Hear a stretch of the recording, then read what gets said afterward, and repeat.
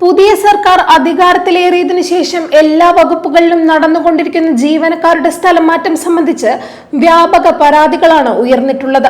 പകർച്ചപ്പനി ഉൾപ്പെടെ അടിയന്തര സാഹചര്യങ്ങൾ നേരിടുന്നതിന് ഉത്തരവാദപ്പെട്ട ആരോഗ്യം, റവന്യൂ ഉൾപ്പെടെ വകുപ്പുകളിലെല്ലാം മാനദണ്ഡ വിരുദ്ധമായ സ്ഥലം മാറ്റങ്ങൾ നടത്തുകയാണ്. വിദ്യാഭ്യാസ വർഷം ആരംഭിക്കുന്ന വേളയിൽ അതിന്റെ പ്രവർത്തനങ്ങൾ അവതാളത്തിലാക്കി. വിദ്യാഭ്യാസ വകുപ്പിലും സ്ഥലം മാറ്റങ്ങൾ നടത്തുന്നു. ആരോഗ്യ വകുപ്പ് ഡയറക്ടർ ഉൾപ്പെടെ ഉന്നത പദവിയിലുള്ള ഉദ്യോഗസ്ഥരുടെ സ്ഥലമാറ്റങ്ങൾ വകുപ്പിന്റെ പ്രവർത്തനങ്ങളും രോഗപ്രതിരോധ നടപടികളും സ്തംഭിപ്പിക്കുന്ന സാഹചര്യം സൃഷ്ടിച്ചിട്ടുണ്ട്. DHSന്റെ സ്ഥലമാറ്റം കസേരകളിയിലേക്ക് മാറി വിവാദമായെങ്കിലും സർക്കാർ പിടിവാശി ഉപേക്ഷിക്കാൻ തയ്യാറാകുന്നില്ല. സ്ഥലമാറ്റം റദ്ദാക്കിയ കേരള അഡ്മിനിസ്ട്രേറ്റീവ് ട്രിബ്യൂണൽ ഉത്തരവിനെതിരെ ഹൈക്കോടതിയെ സമീപിച്ച് താൽക്കാലികാശ്വാസം നേടിയെങ്കിലും വകുപ്പിന്റെ പ്രവർത്തനങ്ങൾ സാധാരണ നിലയിലായിട്ടില്ല.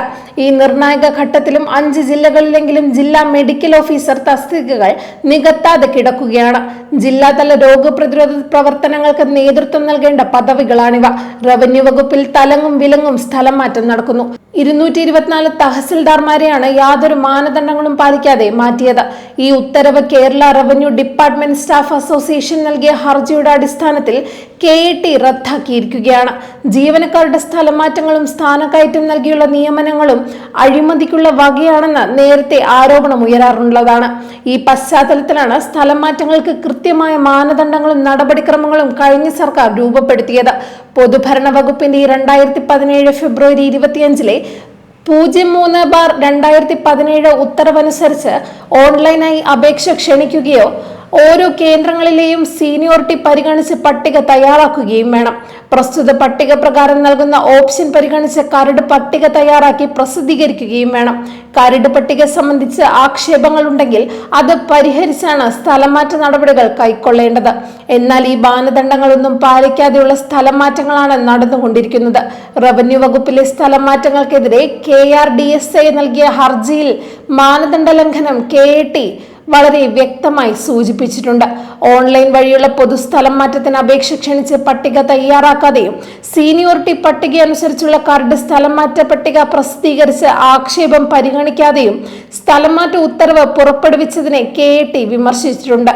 ഇത്തരം സ്ഥലം മാറ്റ നടപടികൾ സുതാര്യതയില്ലാത്തതും ക്രമക്കേടിന് വഴിവെക്കുന്നതാണെന്നും ഉത്തരവിലുണ്ട്. തെരഞ്ഞെടുപ്പ് പ്രവർത്തനങ്ങളുടെ ഭാഗമായി വിവിധ ജില്ലകളിലേക്ക് സ്ഥലം മാറ്റിയ റവന്യൂ ഉദ്യോഗസ്ഥരെ നേരത്തെ ഉണ്ടായിരുന്ന ജില്ലകളിലേക്ക് മാറ്റിയാണ് സാധാരണ സ്ഥലം മാറ്റ ഘട്ടത്തിൽ പരിഗണിക്കാറുള്ളത്.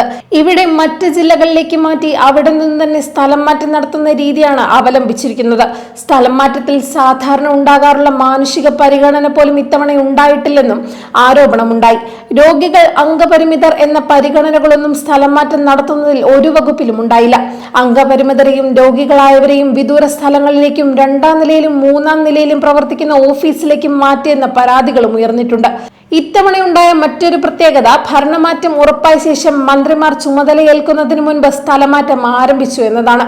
വിദ്യാഭ്യാസം, റവന്യൂ, വ്യവസായം തുടങ്ങിയ വകുപ്പുകളിലാണ് ഈ വിധത്തിലുള്ള മാറ്റങ്ങൾ നടപ്പിലാക്കിയത്. ഭരണ സർവീസ് സംഘടനാ നേതാവിന്റെ കത്ത് പ്രകാരം സ്ഥലം മാറ്റം നടത്തുകയെന്ന അപൂർവ നടപടിയും ഇത്തവണയുണ്ടായി. ഇത് വൻ വിവാദത്തിന് വഴിവെച്ചിരുന്നതാണ്. എല്ലാ കാലത്തും ഒരേ ഓഫീസിൽ ജോലി ചെയ്യണമെന്ന വാശിയൊന്നും ഏതെങ്കിലും സർക്കാർ ജീവനക്കാർക്കുണ്ടാകില്ല. അങ്ങനെയുള്ളവരുടെ വാശി അംഗീകരിച്ചു കൊടുക്കേണ്ടതുമില്ല. എന്നാൽ സ്ഥലം മാറിപ്പോകുന്ന ജീവനക്കാരുടെ വ്യക്തിപരവും കുടുംബപരവുമായ സൗകര്യങ്ങൾ പരിഗണിച്ചാണത് നടത്തേണ്ടത്. വിദ്യാർത്ഥികളുടെ തുടർ പഠനം ഉൾപ്പെടെ അതിൽ ഘടകങ്ങളാണ്. ഈ പശ്ചാത്തലത്തിലാണ് വ്യക്തമായ മാനദണ്ഡം നിർണയിക്കപ്പെട്ടിരിക്കുന്നതും. അതനുസരിച്ചാൽ തന്നെ സ്ഥലം മാറ്റത്തിലെ പരാതികൾ ഒരു പരിധിവരെ ഇല്ലാതാക്കാവുന്നതാണ്. മാനദണ്ഡങ്ങൾ പരണത്ത് വെച്ച് തോന്നിയതുപോലെ സ്ഥലം മാറ്റം നടത്തുന്നത് അഴിമതിക്ക് വകുപ്പുണ്ടാക്കുന്നതിനാണ് എന്ന് കരുതുന്നതും തെറ്റാകില്ല. അതുകൊണ്ട് വ്യക്തമായ മാനദണ്ഡത്തിന്റെ അടിസ്ഥാനത്തിൽ സ്ഥലം മാറ്റം നടത്തുന്നതിനായി ഇപ്പോൾ പുറപ്പെടുവിച്ചിരിക്കുന്ന എല്ലാ ഉത്തരവുകളും റദ്ദാക്കുകയും പുനർ നടപടികൾ സ്വീകരിക്കുകയും വേണം.